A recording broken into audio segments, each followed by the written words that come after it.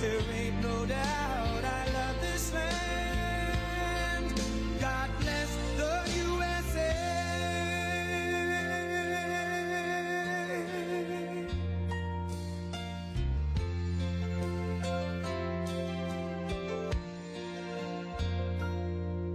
From the lakes of Minnesota to the hills of Tennessee, across the plains of Texas, from sea to shining sea, from Detroit down to Houston and New York to LA, where there's pride in every American heart, and it's time we stand and say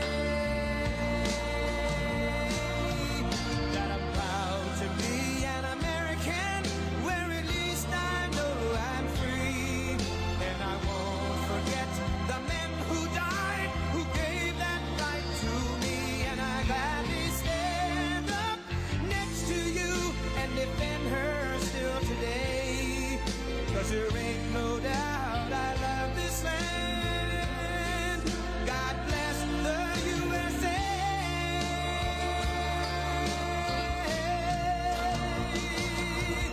And I'm proud to be an American, where at least I know I'm free. And I won't forget the men who died, who gave that right to me. And I gladly stand up next to you and defend her still today. 'Cause there ain't no doubt I love this land. God bless the USA.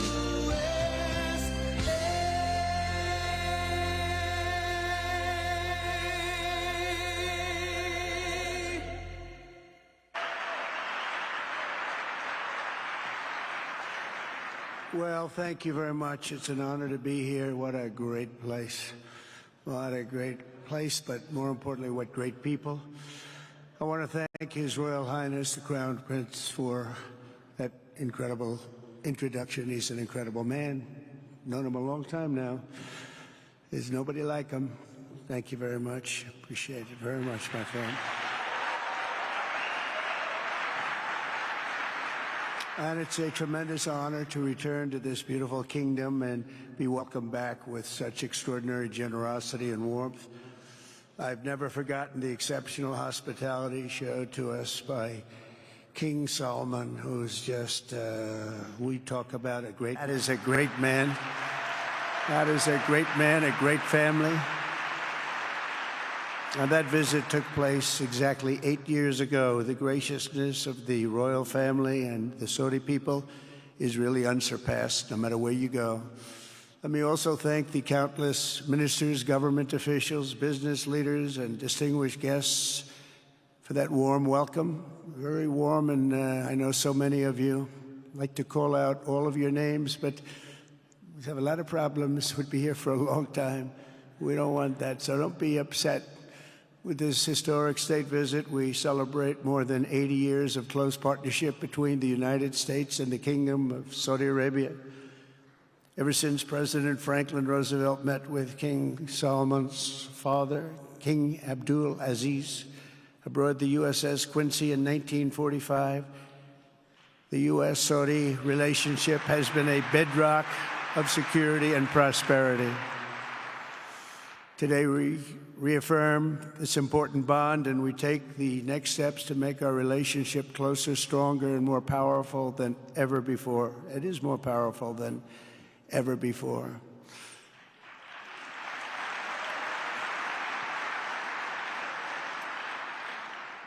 And by the way, it will remain that way. We don't go in and out like other people. It will remain that way.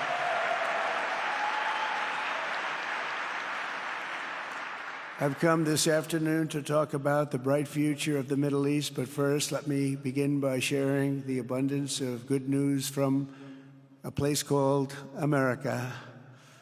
In less than 4 months, our new administration has achieved more than most other administrations accomplish in 4 years or even 8 years. We've actually done, for the most part, more. The day I took office, we inherited, thank you. Thank you. The day I took office, we inherited a colossal invasion on our southern border, an invasion like you'd never want to see here. Nobody should ever want to see it. But within weeks, we slashed illegal border crossings to an all-time low, down 99.999%. That's good, even for this great gentleman standing right in front of me. That's a good number. We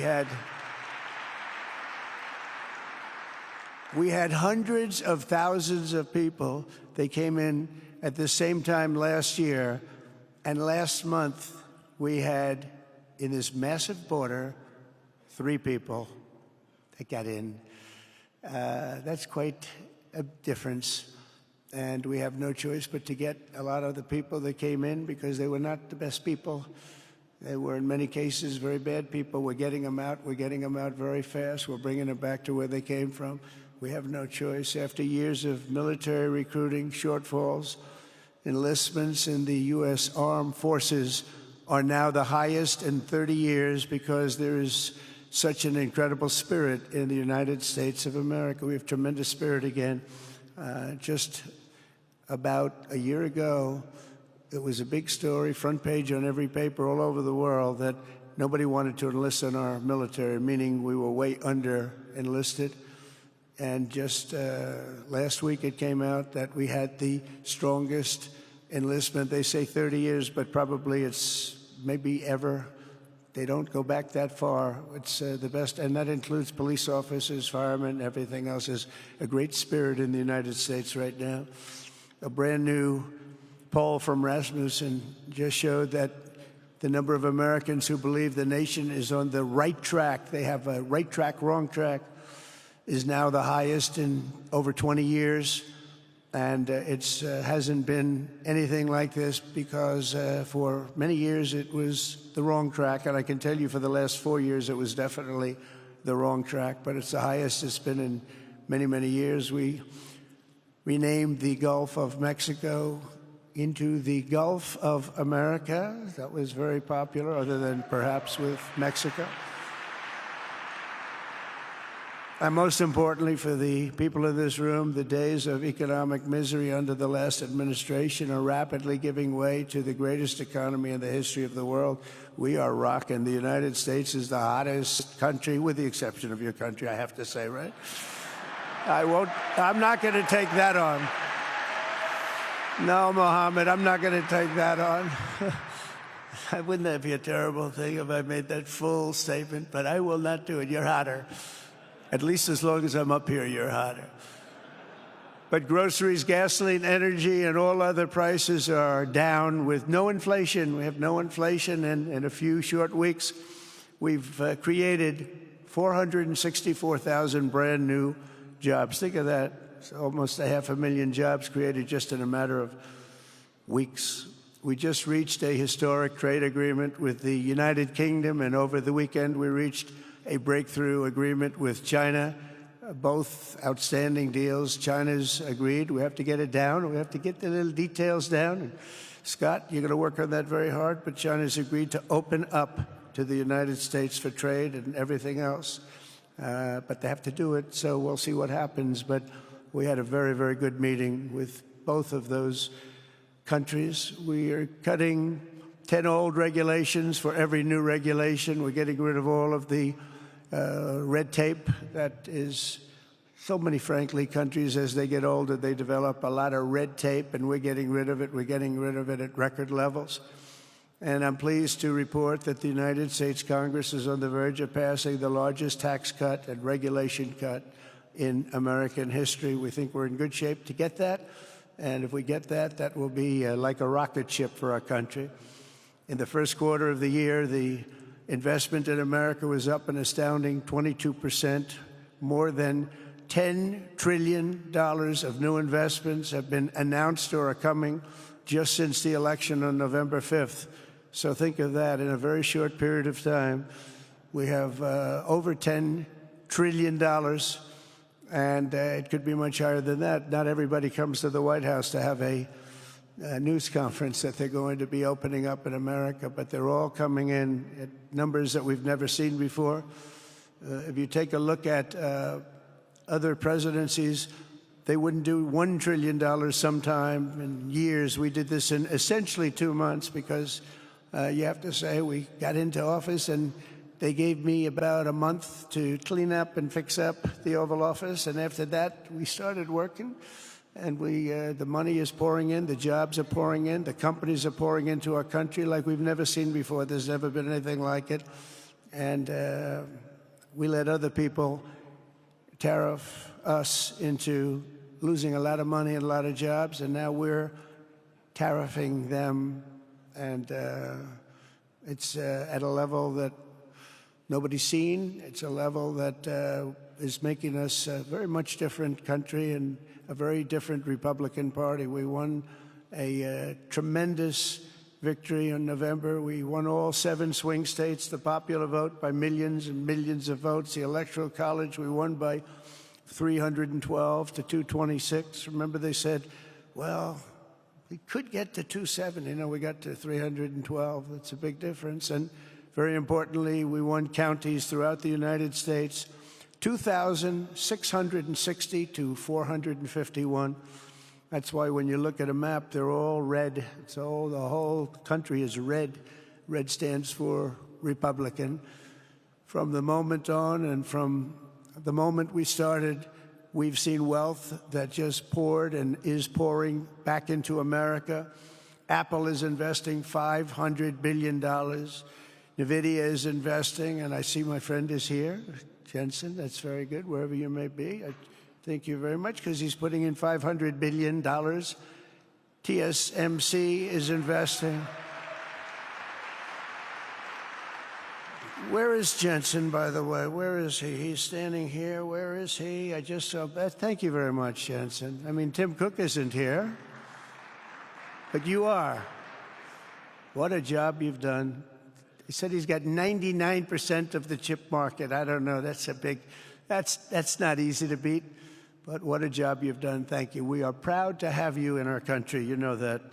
Thank you for the investment. TSMC is investing $200 billion, and with this trip, we're adding over $1 trillion more in terms of investment into our country and buying our products. And, you know, nobody makes military equipment like us.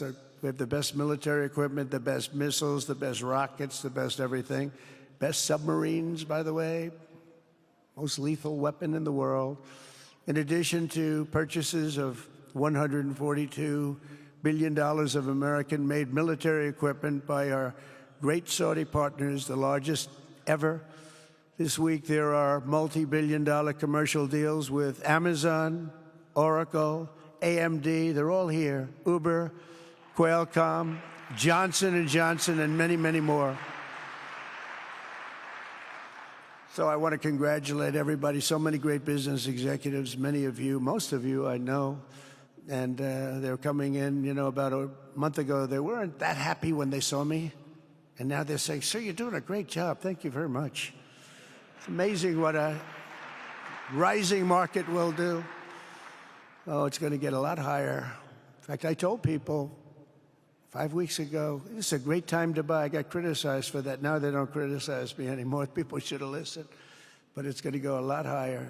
You see, we've never had anything like this happen. It's an explosion of investment and jobs, and great companies are coming in. Never seen anything like it. There's no better place to make a future or make a fortune, do anything, frankly, than what we have in the United States of America under a certain President, Donald J. Trump. I have the right attitude. I have the same attitude that the people in the front row, second row, third row have.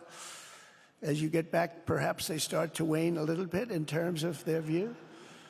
But they understand, and we're doing what a lot of smart people would do. And we're not necessarily being politically correct. You saw what we did yesterday with health care. We've cut our health care by 50 to 90%. You're going to see drugs and pharmaceuticals come down at numbers that nobody has ever seen. And drugs, pharmaceuticals, we think will be dropping, and it will be a redistribution of costs with other nations, which really took advantage of a very nice group of people that ran our country. But not only is this a time of incredible excitement in the United States, it's also an exhilarating period right here in the Arabian Peninsula. Beautiful place, by the way. Beautiful place. Exactly. Thank you. Exactly 8 years ago this month, I stood in this very room and looked forward to a future in which the nations of this region would drive the forces of terrorism and extremism, drive them right out of existence, and take your place among the proudest, most prosperous, most successful nations anywhere in the world as leaders of a modern and rising Middle East. So exciting, so exciting. Mohammed, you sleep at night? How do you sleep? Huh? Just thinking.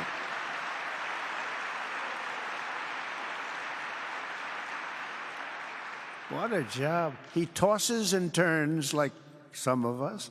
Tosses and turns all night. How do I make it even better all night? It's the ones that don't toss and turn. They're the ones that will never take you to the promised land, won't they? But you have done some job. True. But critics doubted that it was possible what you've done. But over the past 8 years, Saudi Arabia has proved the critics totally wrong. The transformation that has occurred even by these incredible business leaders. I mean, you had the biggest leaders in business anywhere in the world standing right before us. But the transformation that has occurred under the leadership of King Salman and Crown Prince Mohammed has been truly extraordinary. Such a thing has, I don't think, ever happened before. I've never seen anything at that scale happen before. And I guess, maybe you could say the United States is doing pretty well, too, but I don't think too many people have seen that happen before. Majestic skyscrapers, the towers that I see, the difference between now and 8 years ago. And 8 years ago was very impressive, but the towers that I see rising, some of the exhibits that I was shown by Mohammed, what I've seen there is just an amazing, it's an amazing process, amazing genius of so many people, architecture, but I have a feeling I know where many of those ideas came from. Happens to be sitting right in this room right before me, but the towers and all of the different, I've seen a lot of different towers. I didn't think there's any version of a tower that I haven't seen in one form or another. I just passed 4 exhibits. I have never seen anything like any of them. So it's going to be very exciting. And they sit among the ancient wonders of a growing and exciting city. It's really amazing. Riyadh is becoming not just a seat of government, but a major business, cultural, and high-tech capital of the entire world. The World Cup is here. Johnny, just stand up, Johnny. Johnny, thank you, Johnny.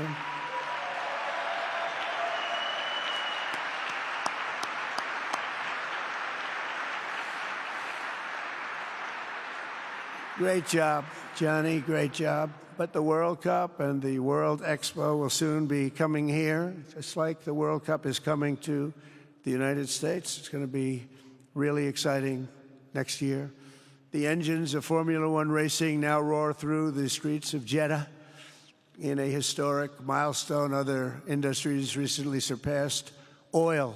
Think of it, all of your other industries now have surpassed oil. I don't know if a lot of people will understand what that means. It's so big to make up a majority of the Saudi economy for the very first time ever. So think of that. Other industries are now bigger even than oil, which is always going to be a big monster. It's a big one. But that's a great tribute to you and economic development properly used. In other cities throughout the peninsula, places like Dubai and Abu Dhabi, Doha, Muscat, the transformations have been unbelievably remarkable.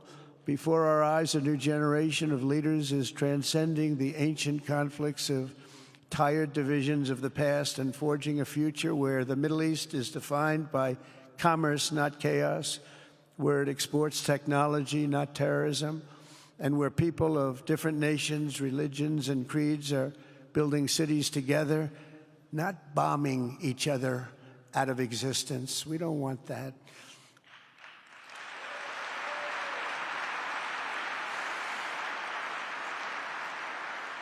And it's crucial for the wider world to note this great transformation has not come from Western interventionists or flying people in beautiful planes giving you lectures on how to live and how to govern your own affairs. No, the gleaming marvels of Riyadh and Abu Dhabi were not created by the so-called nation builders, neocons, or liberal nonprofits like those who spent trillions and trillions of dollars failing to develop Kabul, Baghdad, so many other cities. Instead, the birth of a modern Middle East has been brought by the people of the region themselves, the people that are right here, the people that have lived here all their lives, developing your own sovereign countries, pursuing your own unique visions and charting your own destinies in your own way. It's really incredible what you've done.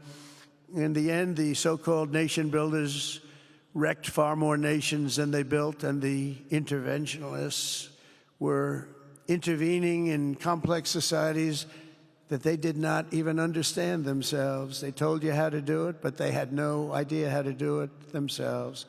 Peace, prosperity, and progress ultimately came not from a radical rejection of your heritage, but rather from embracing your national traditions and embracing that same heritage that you love so dearly.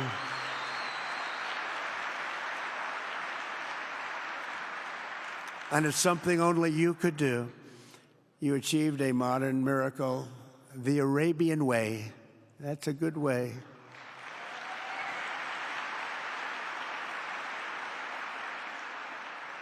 Today, the Gulf nations have shown this entire region a path towards safe and orderly societies with improving quality of life, flourishing economic growth, expanding personal freedoms, and increasing responsibilities on the world stage. After so many decades of conflict, finally it is within our grasp to reach the future that generations before us could only dream about, a land of peace, safety, harmony, opportunity, innovation, and achievement right here in the Middle East. So beautiful. It's such a beautiful thing that's happening. I guess, the people that are here can't even really appreciate it because you see it happening, and it's when you come to a place that you haven't seen in 5 years or 10 years or 20 years that it's even more incredible. When I left office just over 4 years ago, that future seemed almost impossible, what you've done. Together we had obliterated the killers of ISIS. We wiped them out, terminated its founder and leader, al-Baghdadi. We had healed the divide in the Gulf Cooperation Council, it's a very big deal, and united the nations of the region to stand against the enemies of all civilization.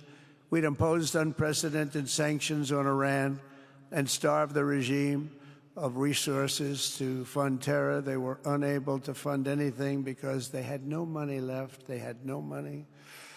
But the new administration came in and let them have a lot of money, and you saw what happened. It was not money well spent.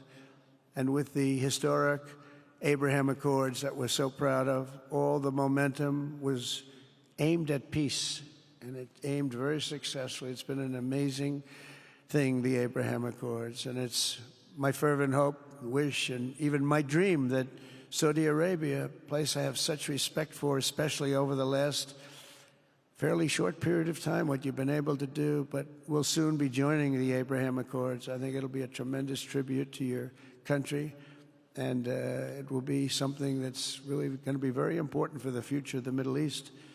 I took a risk in doing them, and they've been an absolute bonanza for the countries that have joined. The Biden administration did nothing for 4 years. We would have had it filled out.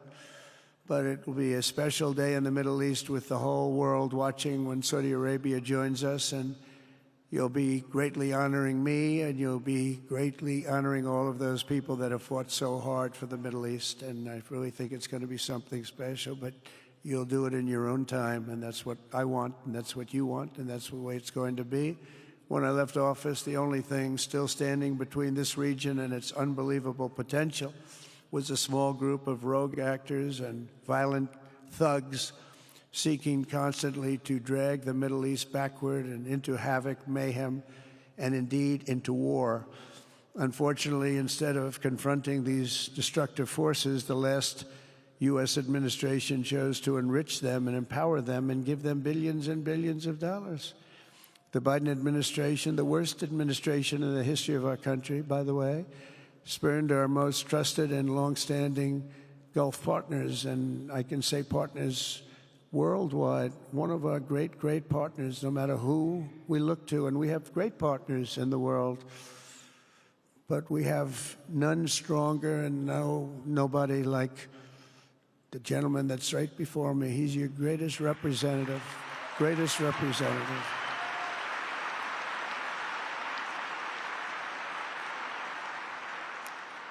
And if I didn't like him, I'd get out of here so fast.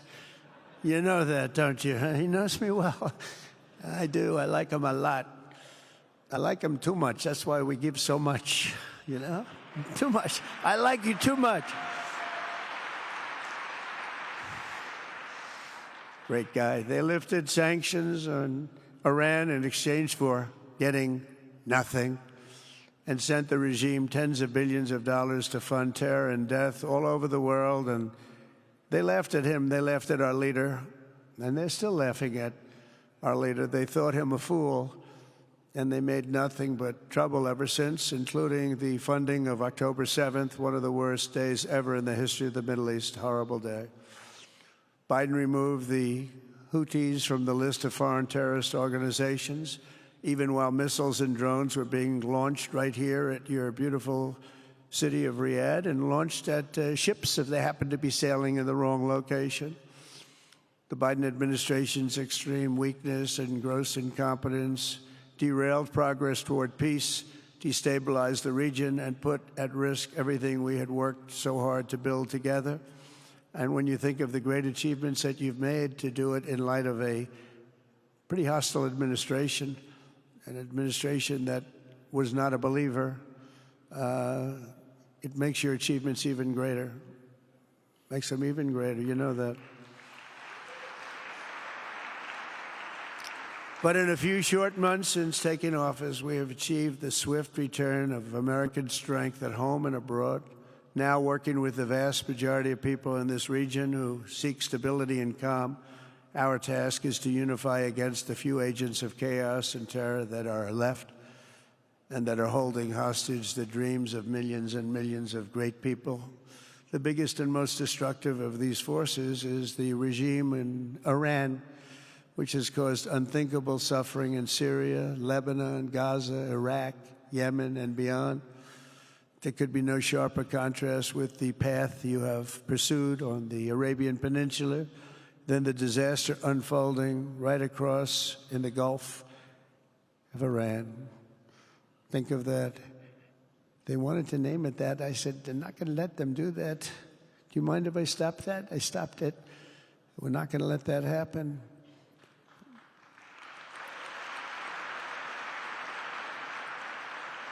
While you have been constructing the world's tallest skyscrapers in Jeddah and Dubai, Tehran's 1979 landmarks are collapsing into rubble and dust. They had it going for a little while under a much different system, but those buildings are largely falling apart, falling down, while you're building some of the world's biggest and most incredible infrastructure projects, buildings, all sorts of things you're building that nobody's ever even seen before.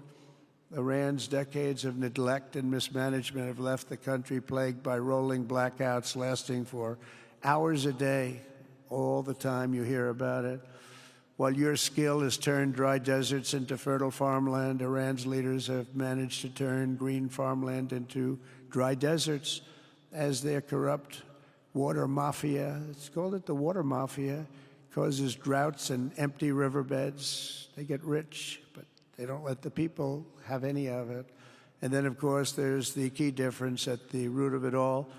While the Arab states have focused on becoming pillars of regional stability and world commerce, Iran's leaders have focused on stealing their people's wealth to fund terror and bloodshed abroad. Most tragic of all, they have dragged down an entire region with them. Countless lives were lost in the Iranian effort to maintain a crumbling regime in Syria. Look at what happened with Syria.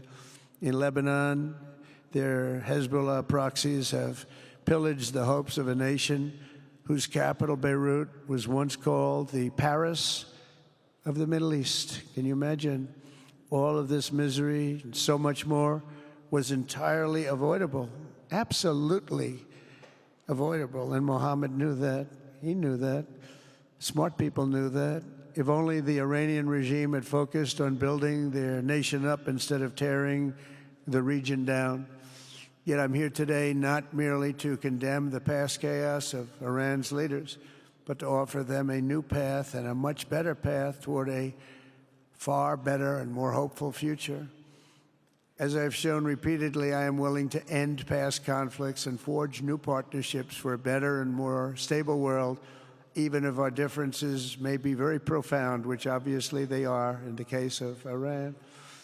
I have never believed in having permanent enemies. I am different than a lot of people think. I don't like permanent enemies, but sometimes you need enemies to do the job, and you have to do it right. Enemies get you motivated. In fact, some of the closest friends of the United States of America are nations we fought wars against in generations past, and now they're our friends and our allies.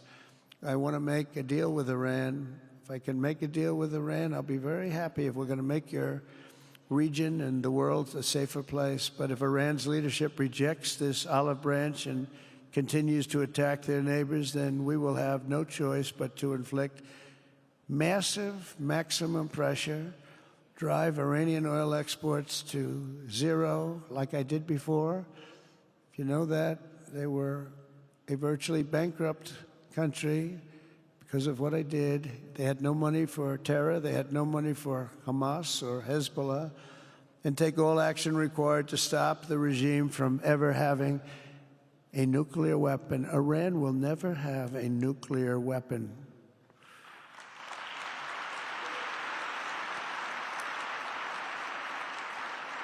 But with that said, Iran can have a much brighter future, but will never allow America and its allies to be threatened with terrorism or nuclear attack. The choice is theirs to make. We really want them to be a successful country. We want them to be a wonderful, safe, great country, but they cannot have a nuclear weapon. This is an offer that will not last forever. The time is right now for them to choose. Right now, we don't have a lot of time to wait. Things are happening at a very fast pace. They're happening right here. They're happening at a very fast pace. So they have to make their move right now, one way or the other. Make your move. As I said in my inaugural address, my greatest hope is to be a peacemaker and to be a unifier. I don't like war. We have the greatest military, by the way, in the history of the world. You know, I rebuilt our military in my first 4 years and rebuilt it into the most powerful military there is. And you saw that when I knocked out ISIS in 3 weeks. People said it would take 4 years, 5 years. I did it. We did it in 3 weeks. Just days ago, my administration successfully brokered a historic ceasefire to stop the escalating violence between India and Pakistan. And I used trade to a large extent to do it. I said, fellas, come on, let's make a deal. Let's do some trading. Let's not trade nuclear missiles. Let's trade the things that you make so beautifully. And they both have very powerful leaders, very strong leaders, good leaders, smart leaders. And it all stopped. Hopefully it'll remain that way, but it all stopped. I was very proud of Marco Rubio and all of the people that worked so hard. Marco, stand up. What a great job you did on that. Thank you, J.D. Vance, Marco. The whole group worked with you, but it was a great job. And I think they're actually getting along. Maybe we can even get them together a little bit, Marco, where they go out and have a nice dinner together. Wouldn't that be nice? But we've come a long way, and it could be, you know, millions of people could have died from that conflict that started off small and was getting bigger and bigger and bigger by the day. I've also been working relentlessly to end the terrible bloodshed between Russia and Ukraine, and very importantly, talks are being held in Turkey later this week, probably on Thursday, and they could produce some pretty good results. Our people are going to be going there. Marco's going to be going there. Others are going to be going, and we'll see if we can get it done. 5,000 people, young people for the most part, soldiers from Ukraine, soldiers from Russia. They're not from here and they're not from the United States, but they're souls. They're souls. I think usually, mostly, they're young, beautiful souls that left their parents waving goodbye, left their brothers and sisters. Goodbye, I'll see you soon. And they got blown to pieces. 5,000 on average a week are dying. And people are dying elsewhere in the region, but tremendous numbers like we haven't seen since World War II are dying, and I want to stop it. I want to stop it. It's a horrible war. Would have never happened if I were president. That's a war that would have never happened. October 7th would have never happened if I were president, because Iran had no money to pay Hamas or anybody else. They had no money. They were not looking to take care of them. They had to take care of themselves. They had no money. We stopped their oil effectively with the embargoes and sanctions. But let me take this opportunity to thank the Kingdom of Saudi Arabia for the constructive role that you've played in facilitating the Ukraine talks. And it really is, you've been amazing. You've made everything available to us. Thank you very much. Thank you. And if we get that settled, we'll pay a special tribute to what you've done. You really did lay a great groundwork. Thank you very much. Appreciate it. The West should not be dragging itself backward into another endless war in Europe, yet another endless war. We should stop the killing and work together to address the biggest long-term threats as one unbeatable team. Think of us as an unbeatable team. I mean, when you look at what you've done here, that's much more difficult than stopping stupidity. Think of it. It's stupidity. What you've done is much more difficult, and you did it better than anybody else has ever done it. As President of the United States,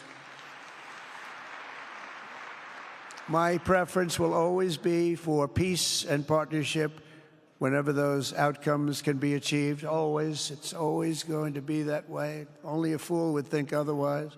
In recent years, far too many American presidents have been afflicted with the notion that it's our job to look into the souls of foreign leaders and use U.S. policy to dispense justice for their sins. They loved using our very powerful military, and now it's really the most powerful it's ever been. We just are getting a budget approved, $1 trillion, highest budget we've ever had in history for military, $1 trillion. And we're getting the greatest missiles, the greatest weapons. And, you know, I hate to do it, but you have to do it because we believe in peace through strength. You have to have the strength, otherwise bad things could happen. But hopefully we'll never have to use any of those weapons. Seems to be an awfully big waste of money if you're never going to use them, but hopefully we'll never have to use them, because the destructive power of some of those weapons are like nobody's seen before. I believe it is God's job to sit in judgment, my job to defend America, and to promote the fundamental interest of stability, prosperity, and peace. That's what I really want to do. I will never hesitate to wield American power if it's necessary to defend the United States or to help defend our allies.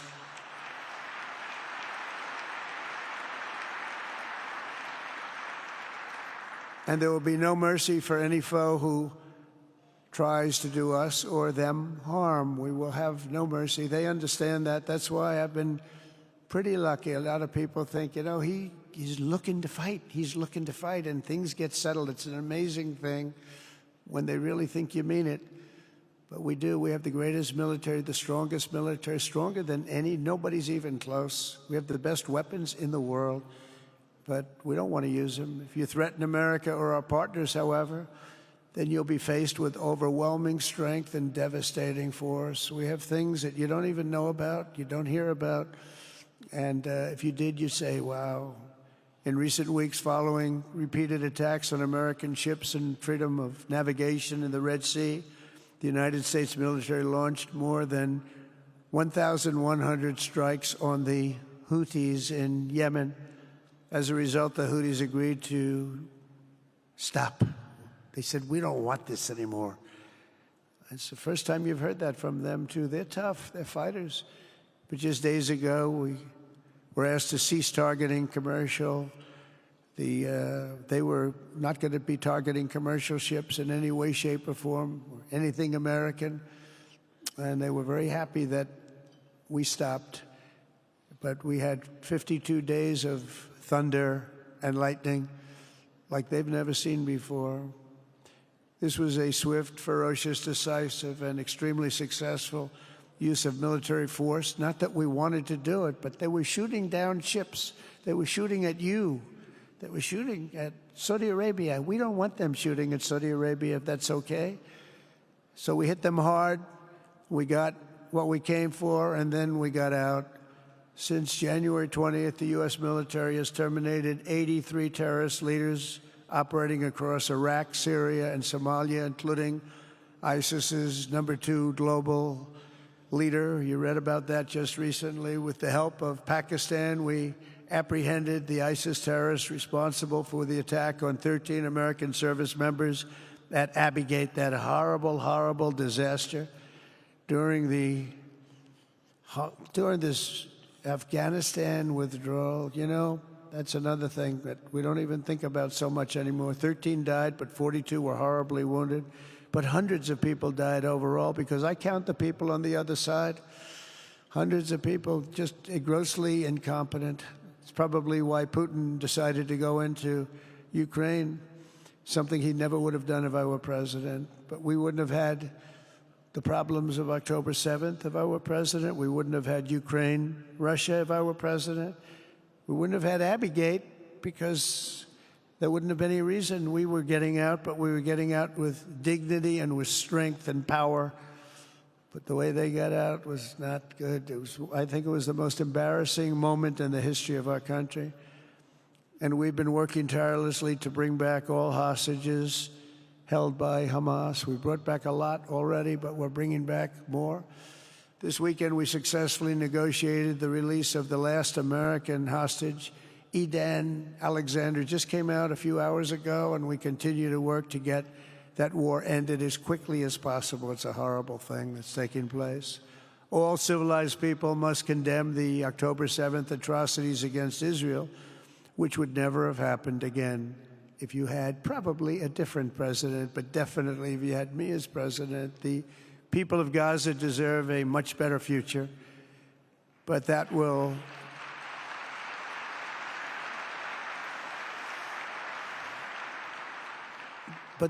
or can not occur as long as their leaders choose to kidnap, torture, and target innocent men, women, and children for political ends. The way those people are treated in Gaza, there's not a place in the world where people are treated so badly. It's horrible.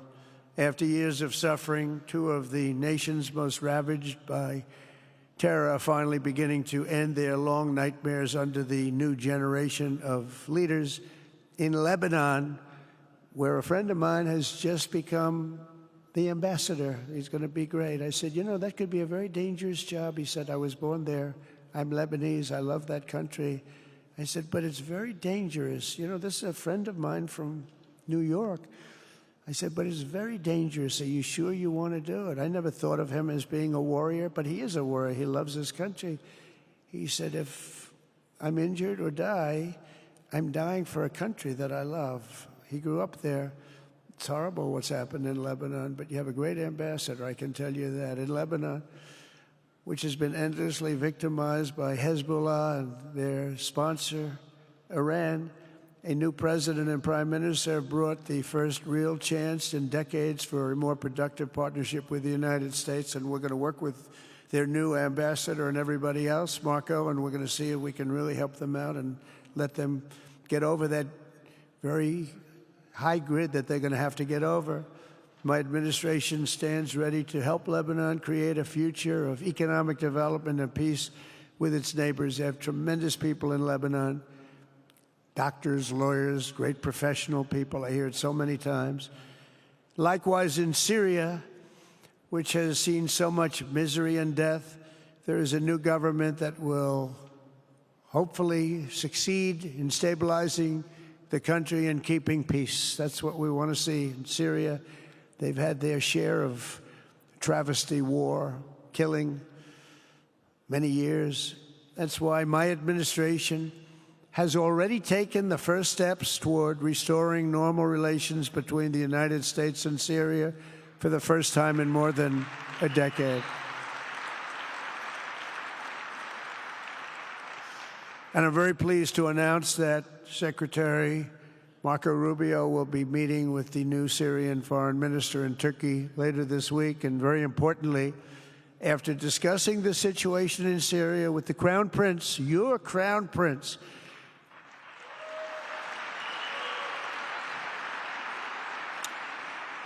and also with President Erdogan of Turkey, who called me the other day and asked for a very similar thing, among others, and friends of mine, people that I have a lot of respect for in the Middle East, I will be ordering the cessation of sanctions against Syria in order to give them a chance at greatness.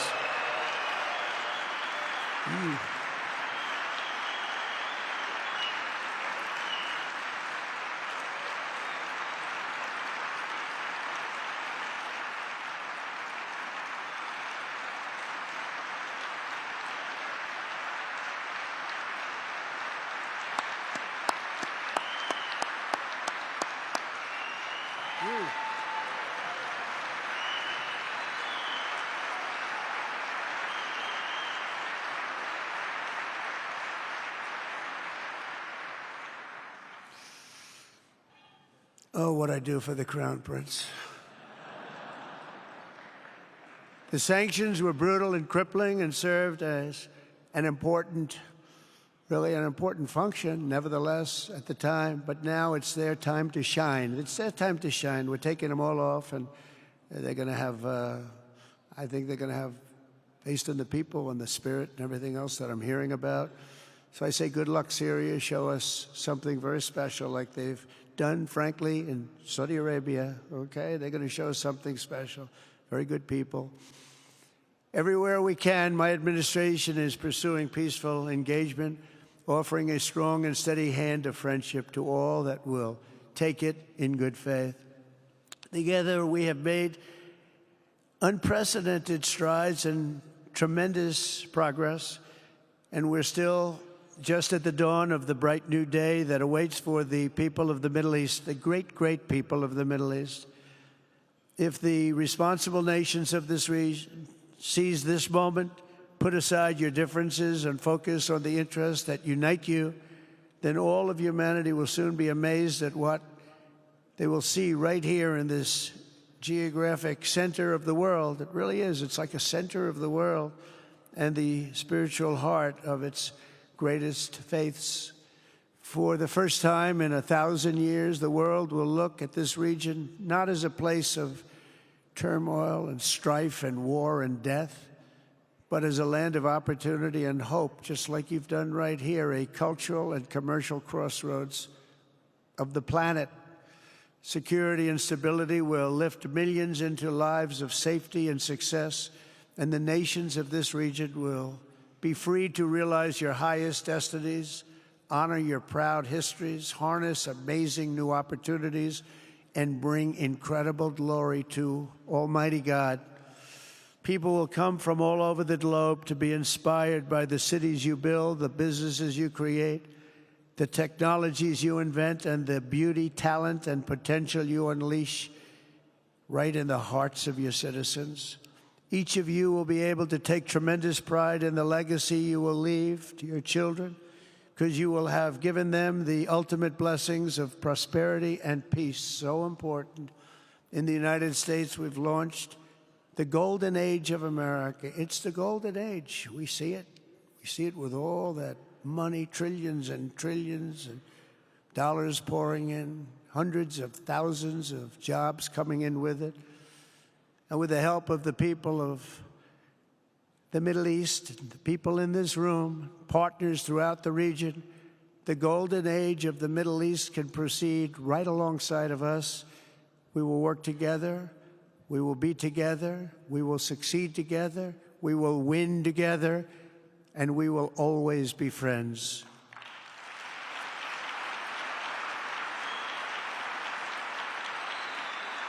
Thank you.